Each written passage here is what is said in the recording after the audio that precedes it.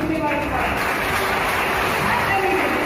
ಈ ನನ್ನ ಎಲ್ಲ ತೇಜಸ್ಸನ್ನು ಕಾಳೆ ಎಳೆಯುತ್ತೇನೆ.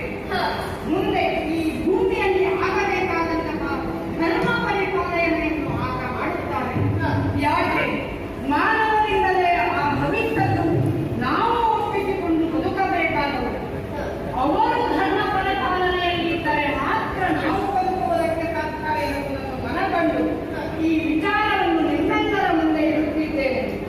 ನರೇಂದ್ರವನ್ನು ಹುಟ್ಟಲಿ, ಭೂಲೋಕವನ್ನು ಪರಿಪಾಲಿಸಲಿ, ವಿಜಯಶಾಲಿಯಾಗಲಿ.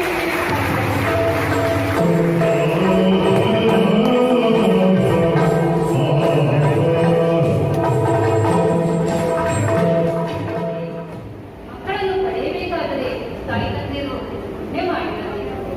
ಆದ್ದರಿಂದ ನನಗೆ ನನ್ನ ಎಲ್ಲಾ ಮಕ್ಕಳ ಮೇಲೂ ಪ್ರೀತಿ ವಾತ್ಸಲ್ಯವಿದೆ. ಆದರೆ ನರೇಂದ್ರನ ಮೇಲೆ ಯಾರ ಪ್ರೀತಿ? ಯಾಕೆ ಅವನು ತನ್ನ ಮನೆ, ಬಂಧು, ಬಳಗ ಎಂದು ಆಲೋಚಿಸುವುದಕ್ಕಿಂತ ದೇಶದ ಜನರ ಬಗ್ಗೆ ಆಲೋಚಿಸುತ್ತದೆ. ಇಂತಹ ಮಗನನ್ನು ಪಡೆದ ನಾನು ಧನ್ಯರಾದೆ. ಶಿವನೇ, ನಿನ್ನ ಕರುಣೆ ಎಂದು ಭಾವಿಸುತ್ತೇನೆ. ದೈನಂದಿನ ಇದ್ದದಿದ್ದಂತೆ ಶಯ್ಯಾಗಾರವನ್ನು ಸೇರಿ ಭೋಜನವನ್ನು ಸೇರಿಸಿ ಸ್ವಲ್ಪ ಸಮಯ ವಿಶ್ರಾಂತಿಸುತ್ತೇನೆ.